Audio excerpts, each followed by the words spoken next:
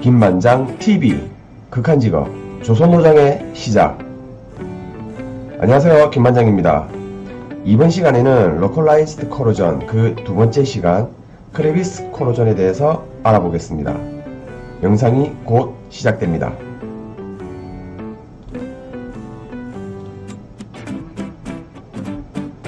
크레비스 코로전 틈새 부식. 첫 번째, 컨센트레이션 셀 코로전 농도 전지 부식이라고 합니다. 두 번째, 두 재질이 접촉되는 틈 사이, 내외부 사이에서 산소 농도 차이 혹은 금속 이온 농도 차이가 발생되어 부식이 되는 형태를 말합니다. 세 번째, 틈 내부의 산소 공급이 틈 외부에 비해 매우 부족해서 전자의 흐름에 영향을 미치므로 틈 내부의 금속 이온화 경량이 증대되어 부식이 급속도로 진행이 됩니다.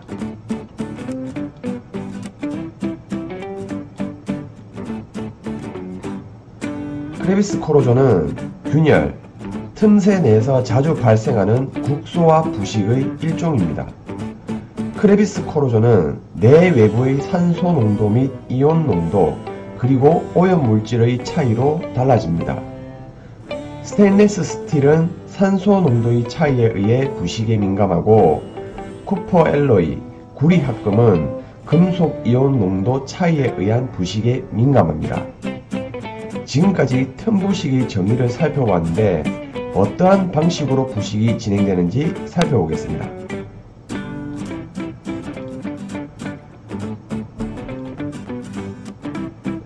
먼저 흔히 사용되는 탄소강, 즉 철의 반응을 살펴보도록 하겠습니다. 부식 초기에는 외부와 틈새의 용존 산소의 양이 큰 차이가 없기 때문에 균일한 산화, 환원 반응이 일어나게 됩니다.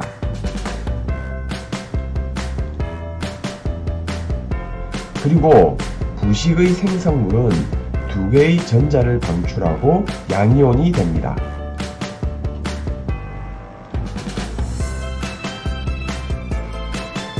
산소는 전자를 만나게 되고 수산화 이온을 생성하게 됩니다.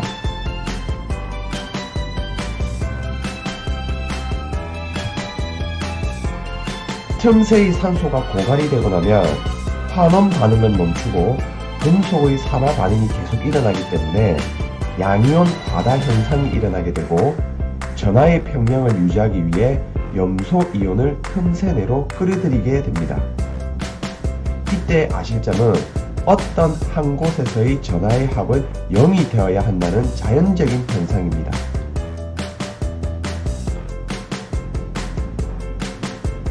이로 인해 틈새 내로 들어온 염소 이온은 산성도가 높아지면서 부식이 가속화됩니다. 지금까지 탄소강의 틈새 부식에 대해서 알아보았는데요.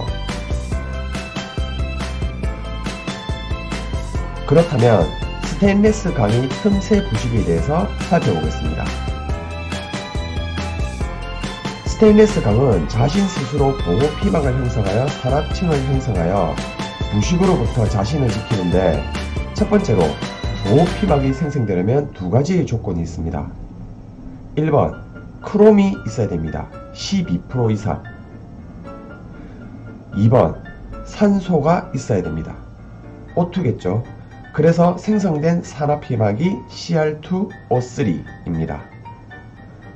자, 여기서 스테인리스 틈부식이란 틈 사이에 산소가 들어오지 못하게 되어 산화피막을 제거하여 부식이 되는 형태를 스테인리스 틈부식이라고 합니다. 보호피막의 부식을 방지하는 아주 좋은 특성이지만 이러한 특성들이 있습니다. 겉으로 보기에는 안정적이나 용해와 Cr2O3가 분리가 된다는 거죠. 재석출이 반복이 된다. 다시 크롬이 산소와 합쳐서 산화피막을 만든다. 산화피막을 만들고 다시 분해되고 계속 반복적인 겁니다. 이 산화피막은 살아있는 피막, 재생되는 피막이라고 생각하시면 되겠습니다. 크롬이 산소와 반응을 했을 때 산화피막이 형성되는데 우리는 이것을 스테인리스라고 부릅니다.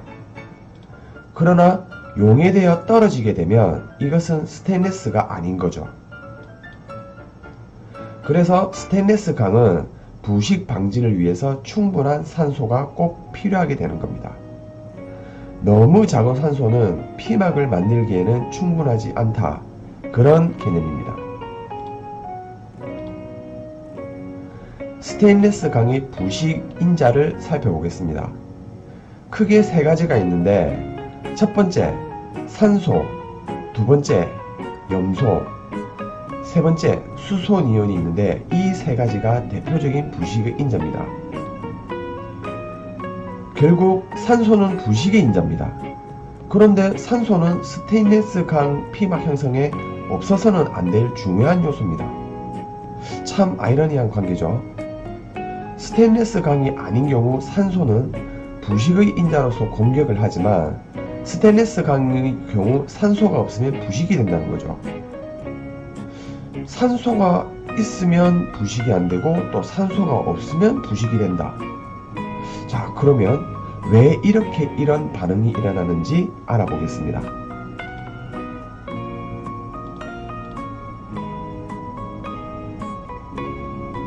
내식성, 크롬, 철, 산화피막, 그리고 금이 있습니다. 보시는 것처럼 내식성은 크롬보다 철이 더 낮습니다. 여기서 내식성이란 금속 부식에 대한 저항력을 말하고 있습니다. 내식성이 높을수록 부식이 되지 않는다고 볼 수 있는 거죠. 근데 왜 철보다 내식성이 낮은 크롬을 스테인리스 강에 사용할까요? 그 이유는 고유 전압에 있습니다. 각각의 금속이 가지는 고유 전압을 살펴보겠습니다.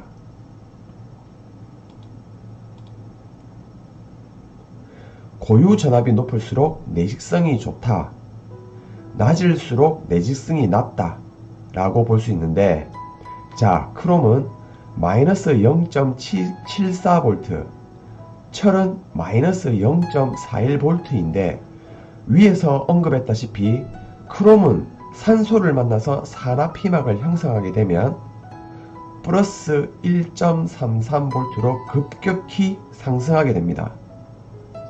약 2배가량 상승하게 된 거죠. 우리가 알고 있는 가장 부식이 안 되는 금속, 금과 비슷한 전압을 가지게 되는 것입니다. 그래서 스테인리스 강은 산소를 만나서 피막을 형성해야만 스테인리스 강이라고 부르게 되는 것입니다. 그런데 피막이 깨지는 순간 곤두박질 쳐서 철보다 못한 금속이 되는 것이죠. 그래서 스테인리스 강 틈 부식은 철 부식보다 위험하다. 왜냐하면 더 빨리 국부적으로 부식이 되기 때문에 그렇습니다. 그래서 스테인리스 강 틈 부식은 위험하다 라고 말할 수 있습니다. 그렇다면 스테인리스 강의 틈 부식 방식은 없을까요? 바로 충분한 산소 공급이 필수입니다. 충분한 산소로 산화피막이 형성이 되어야만 스테인리스로서 기능을 다하는 거죠. 자, 여기서 스테인리스 강은 산소로 인해서 부식이 안 된다고 했는데 또 산소로 인해서 부식이 된다고 했습니다. 자, 그 이유를 살펴보겠습니다.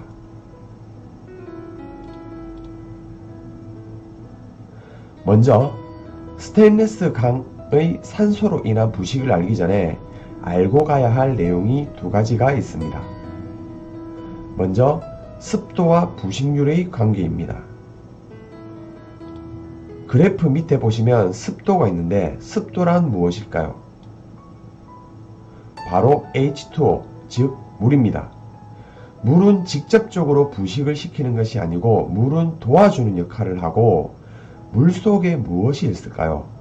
바로 용존산소, 즉 물에 용해되어 있는 산소가 직접적으로 공격을 하게 됩니다. 그래프를 보시게 되면 일정한 속도로 부식이 진행이 되다가 급격하게 치솟는 막대 그래프를 볼 수가 있는데 상대 습도 60%에서 급격히 치솟는 걸 볼 수가 있습니다. 우리는 저 습도를 임계 습도라고 하는데요. 인계습도란 어떤 금속의 부식 속도가 매우 빨라지는 대기의 습도를 말합니다.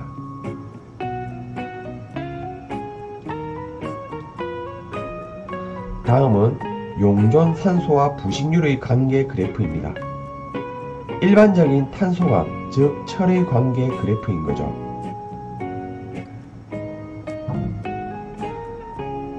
빨간 점선을 보시게 되면 제가 8ppm 그리고 30ppm 그래프에 빨간 점선을 그려 넣었는데요.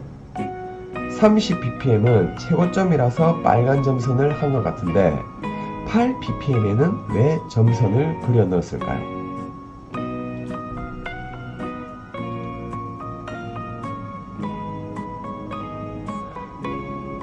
바로 수중, 즉 바닷물, 강물, 수돗물 등에 녹아있는 용존 산소의 양이기 때문입니다. 우리가 흔히 보는 수중, 물에는 약 8ppm의 산소가 녹아 있습니다. 다음 보시는 파란색 그래프는 스테인리스 강의 용존 산소와 부식률의 관계 그래프입니다. 4ppm 이상에서는 더 이상 부식이 진행되지 않는 걸 볼 수 있습니다. 이전에 말했던 충분한 산소가 공급이 되니 부식이 되지 않는 걸 볼 수가 있습니다. 산화피막이 형성을 한 거겠죠.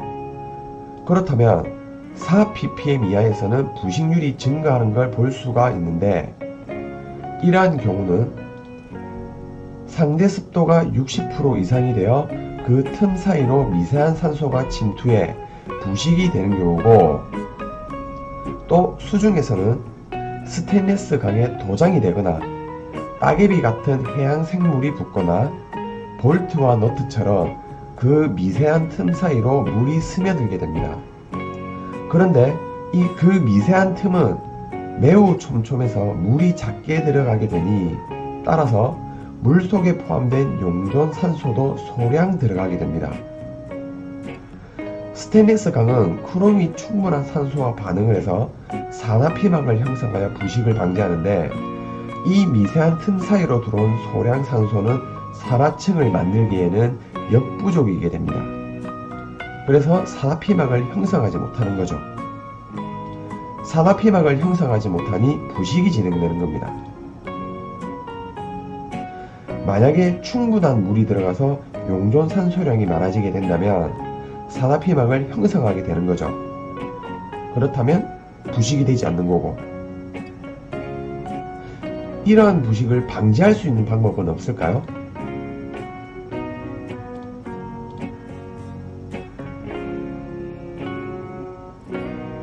충분한 산소를 공급하면 됩니다. 그러나 현실적으로 이러한 방법은 어렵습니다. 설계를 변경해야 하고 산소를 그 틈 사이로 꾸준하게 공급하기가 힘들죠. 그렇다면 페인트 코팅을 하여 물을 들어오지 못하게 한다면 이것은 근본적인 대책이 되지 않습니다. 왜냐하면 페인트 코팅은 반투과성 화학물질이므로 물은 오래 시간이 걸리겠지만 결국은 페인트를 투과해서 극소량의 물이 침투해 부식을 일으킬 수 있습니다.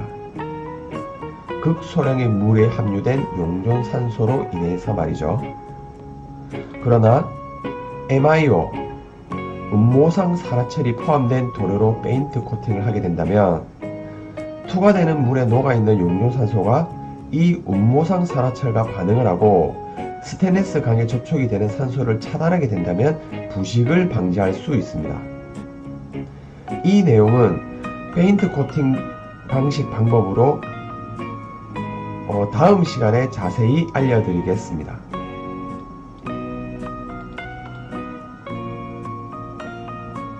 자, 그렇다면 근본적인 대책은 무엇이 있을까요?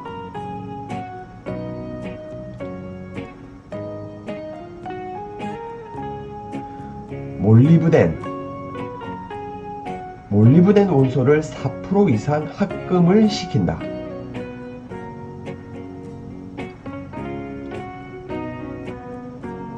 몰리브덴이란 원자번호 42번이고 화학공업에서 특정한 반응을 촉진시키는 촉매로 사용되고 있습니다. 그렇다면 왜 몰리브덴을 합금시킬까요? 그 이유는 산소와 친화력이 매우 크기 때문입니다.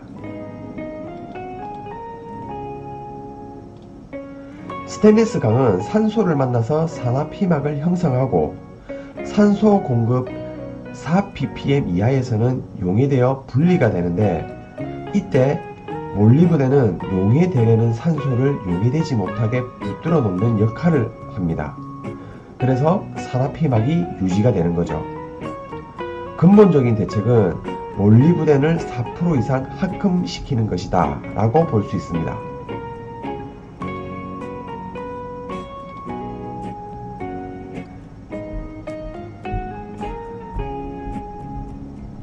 다음은 금속이온 농도 셀 부식을 살펴보겠습니다.